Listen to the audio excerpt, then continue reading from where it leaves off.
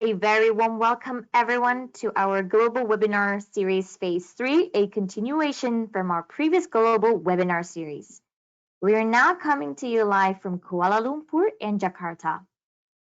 Each of the sessions will be held every Tuesday and Thursday, and if you have any questions on the schedule and timing, feel free to let us know and we will accommodate to you. My name is Larissa Zimmer from Team RFD Kuala Lumpur, and today's session will be hosted by my colleagues based in RFD Jakarta, Mr. Ivan, who is a geologist, and Mr. Axel, who is our reservoir engineer. We would like to thank everyone who registered and allocated their time today to attend these webinars. We will continue to ensure and provide our best support we can for you, and if you have any inquiries, please do not hesitate to reach out to our support team for assistance. Before we begin, I'd like to provide a brief run-through on how to navigate yourself during this webinar session. Once you've logged on, you'll be automatically muted, and if you have any questions, please use the window in the control panel on the side of your screen and ask at the very end of this session. If we are unable to answer all the questions live, don't worry. We will answer them afterwards and share it with you via email. All of our webinar recordings can be found on our RFD Europe YouTube channel. Last but not least, if you have any further inquiries, feel free to reach us at asktnaf@rfdyn.com.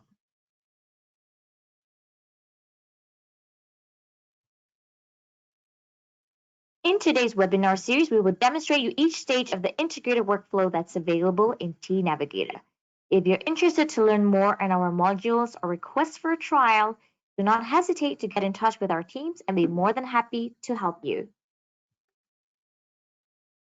For today's topic, we're going to discuss on understanding the effect of 3D layering on your production profile. And for our next session this Thursday, hosted by Team RFD Aberdeen, we're going to talk about the future of reservoir modeling with T-Navigator. So without further ado, let's begin today's webinar session. Thank you so much, team. Thanks, Larissa. Hello, everyone. I'm Ivan, and I'm a geologist. I'm here with our trusty reservoir engineer, Axel. Hello.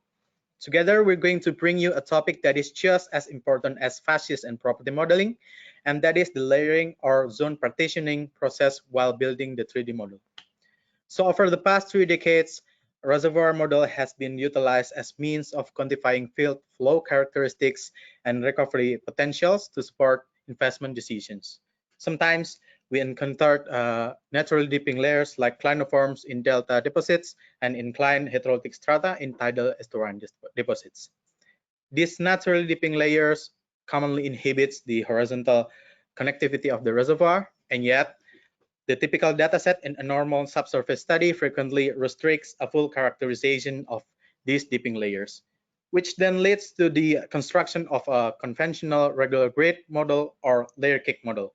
So our objective today is to understand the consequences of modeling these naturally dipping deposits using 2 different methods, which are regular gridding and dipping gridding.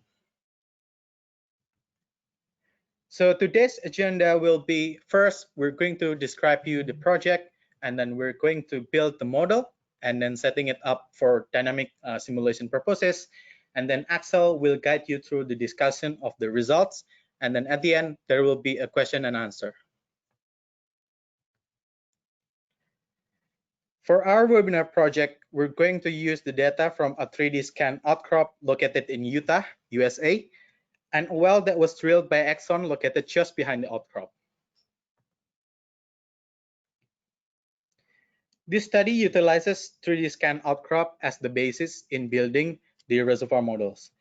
From the outcrop, we're going to observe and extract geological features such as depositional environment, measured sections, which later we're going to use as pseudo wells, and then stratigraphic surfaces, which later we're going to export as ASCII files, and then use them as the basis of making the horizons for our 3D model.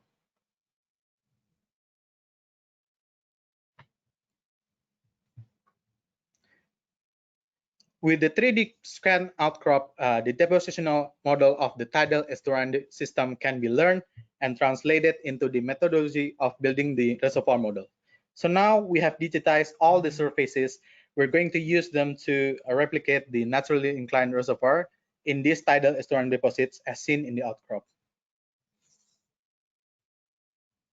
Again, to replicate what is seen on the outcrop, we're going to build our model with dipping grid. So we're going to set the horizon type to either be conformable, erosional, or discontinuous. And for the zone partitioning or layering, we're going to set them to either be along the top, along the bottom, or proportional to best match the outcrop. As fun experiment, we're also going to create layer cake or regular grid model in which all the horizons are set to be conformable and the zones are proportionally layered. So now we're going to build the model. Okay. Here I have imported all the ASCII files and then imported all the pseudologs. And then I also have imported the well that was just drilled behind the outcrop. After I matched the markers to the polylines ASCII, I interpreted the logs from the well data for facies and porosity, as you can see here in the well section.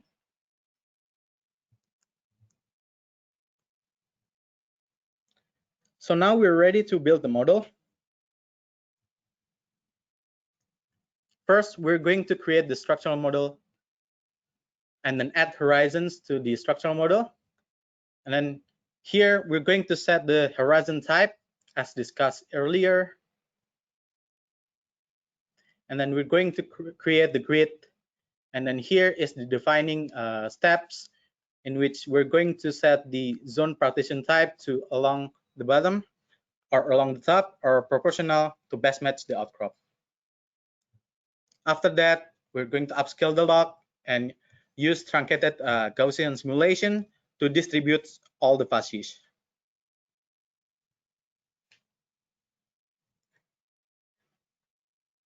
Okay. And then lastly, we're going to upscale the porosity logs and then distribute the porosity using the sequential Gaussian simulation. And then because we only have one log for the porosity, we're going to just idealize the distribution with a normal score. Okay, now the model has been built, and as you can see, it honored these pseudologs quite nice. And this is the cross section of the dipping grid. As you can see, the dipping layers are represented well, and all the stratigraphic surfaces are clearly defined. We have also created the layer cake model with the same facies and property distribution settings, but with some these horizons and that define the dipping layers removed from the structural model. Lastly, as I mentioned earlier, the porosity distribution is idealized because we only have one well with triple combo data. And as you can see here, the block cloud is honored quite nicely. So now we have two models that captured more or less the same heterogeneity in terms of facies distribution, but are they behaving the same when simulated? To answer this question, I'm going to hand it over to our trusty reservoir engineer, Axel. So over to you, Axel. Hello, thank you, Ivan. Hello again, I am Axel Perwira, the trusty reservoir engineer. And then now I will guide you through the dynamic simulation part of the webinar. So for this webinar, we have two static models to play with, the regular grid one and the dipping grid one. So what do we need for setting up the dynamic model? So what we need here are PVT tables, relative permeability curves, equilibrium specification, rock compressibility, well structures, and history, and also development strategies. And here, I will use the same dynamic tables for every model's base case. Now, we have these dynamic parameters here as displayed on the table, which I am going to apply to the static models, to those two static models. Let me show you briefly on how to set up these parameters in an integrated workflow in T-Navigator. So basically, geology designer and model designer share the same interface. And what I'm doing here is opening the workflow and filling the fluid properties and the dynamic properties with parameters as discussed earlier. This workflow is an integrated workflow. So as you can see that it has the static modeling steps and also it has the dynamic properties adjustment steps here. To save time, I already filled this table earlier. So after I've already filled all the table, I can run this workflow. And now we can wait until the workflow is fully run. Okay, now as we can see, it's all green. That means the workflow is run successfully. And we can initialize the project. And now currently we are saving the project first. Okay. And now let's wait until the model is fully initialized.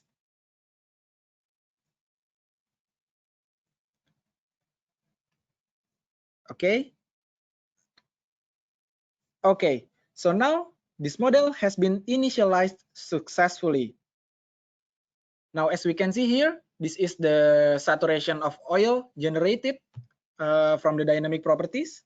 And then now we can run the model. And as we can see, now it is running. While it is running, we can also see the graph in real time. As we can see here, in the calculations, and we can also check the history, whether the history of our wells already inputted successfully. So now that is all set, let's run the model. So we have those two models. And the question is, are they behaving the same when simulated? Now, from these two videos, we can see that on the left, we have the model with the regular grid, and the right, the model with the dipping grid. What we can see here is those two models has different, they behave differently from each other in terms of the sweeping profile. As you can see here on the regular model, the water has not broken through to the well B1 from the injector 01. However, on the right here on the dipping model, the water has reached the well. Later, it might explain the increase of water production on well B1. And what will this affect our future strategies? So this sweeping profile might affect our workover strategies. For example, later we want to shut the bottom perforations on well B1, the water producing perforations, and also maybe we can have different strategies for our water flood optimizations and also infill strategies for our new infill wells that will be drilled. And lastly, maybe for our mature field, we will have different EOR strategies. So now, after seeing this illustration, let's see about the result of the simulation. Now, on the field rate, both models have pretty good results compared to our synthetic history. As we can see, the model with regular grid has a pretty good match, and also the model with the dipping grid also has a pretty good match. Maybe as an engineer, we think, it might be an easy fix for the regular grid. Maybe we just need to adjust a little on the relative permeability curve to history match the model. However, let's have a look at this model deeper. Now, if we see the results on well by well level, here, the model on the regular grid, we found that the well B1 lacks of water production, whereas in well B2, it produced more water compared to the history. This is due to the different sweeping profile compared to the dipping grid, where the dipping grid has a perfect match. So, because this less water in B1 but extra water in B2, they canceled out each other in the field level and created an illusion of a good match on the field level. While with the dipping grid, it has matching profiles for both well. But what if we push our luck, and can we still history match the regular grid? So as an engineer, we usually history match the grid that were given from our geologists. And as an engineer, first, we might change the relative permeability first, because we have the adjustment within the realistic range of uncertainties that the engineers know. But if the model is still not matched, what we usually do? Usually, the engineers creates a near well editing, like for example here, permeability multiplier. Maybe this model is now a match in the eye of the engineer. But what if the geologist saw the model? Is it geologically realistic? Imagine having tens or hundreds of wells. Having this near well editing maybe might making the geologists ask us, are we playing Tetris now? So now let's see the result of the history match model. The history match line is colored in green, and it shows a much better result in both field level and well level compared to the original regular model. But once again, is it geologically realistic? In some cases, the engineers ask for another realization to the geologist. But in this webinar case, we already have the second model, that is the dipping grid model. So what if we take this history match regular grid to the forecast level? So we try to see the difference between the model, the regular grid one, the history match regular grid, and also the dipping grid. And turns out the behavior in 5-year forecast, it can produce up to 7% difference between those three models. And then what if we try to place one infill well in the same exact location for every model? So as we can see here, we have well IF01, and what will happen? And it shows up to 9% difference in the 5-year forecast period. This means maybe that we can have different optimum infill well placement for different realization. So now the questions that might arise is, what should we do? So with the knowledge that the different static models can be history matched and at the same time also produce different production profile, what should we do? Should we ask for hundreds of realization of the static model? Should reservoir engineers history match hundreds and hundreds of static models one by one manually? Of course not. This questions is not efficient, but the real question here is how to account for multiple uncertainties in an efficient way. So in T-Navigator, we have the solution. The answer of the question is by integrating static and dynamic uncertainties together using assisted history matching in T-Navigator. We can create multiple static model while creating multiple dynamic properties realization in the process. In this webinar project as example, in this one workflow accounts both static and dynamic uncertainties. For example, the red box here accounts for the static uncertainties, while the blue box here is the dynamic workflow that accounts the dynamic uncertainties. So maybe in the static workflow, we can adjust our facies distribution, porosity distribution, and etc. for the static, and also for the dynamic, we can change the relative permeability uncertainties and also the equilibrium uncertainties. So what is the idea of the integration here? So the idea of the integration here is by geologists and engineers sitting together collaboratively, defining the uncertainties from both sides, and then creating the models using the assisted history matching together. And then by having these uncertainties quantifications together, they will have multiple match models that accounts both static and dynamic uncertainties. Later, with these multiple match models, we can forecast those models, and this way we can get a sounder forecast. So what can we conclude from this webinar?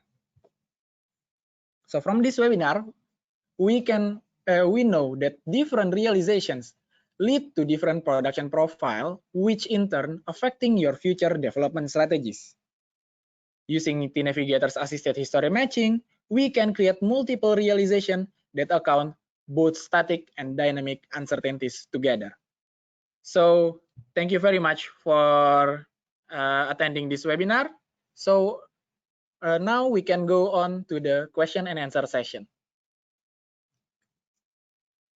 All right. Thank you, guys. Very well done. As spoken earlier, if you have any questions you would like to ask, kindly include them in the control panel and we will answer them for you. We will open the floor now to your questions.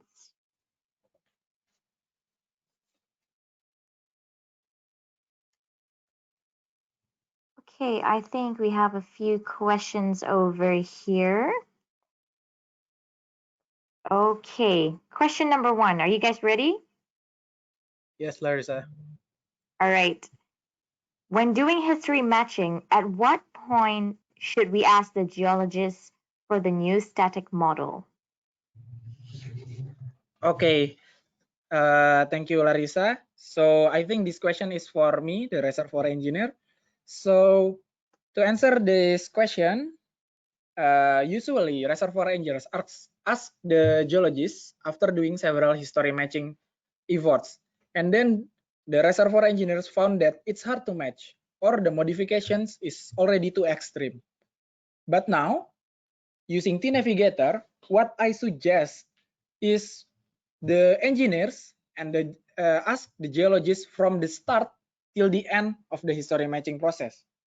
But the question is, but what I mean here is not making new static model one by one, but what I mean here is that the geologists and the reservoir engineers sitting together, defining the uncertainties of static and dynamic uncertainties together, and then submit it to the assisted history matching on T-Navigator together.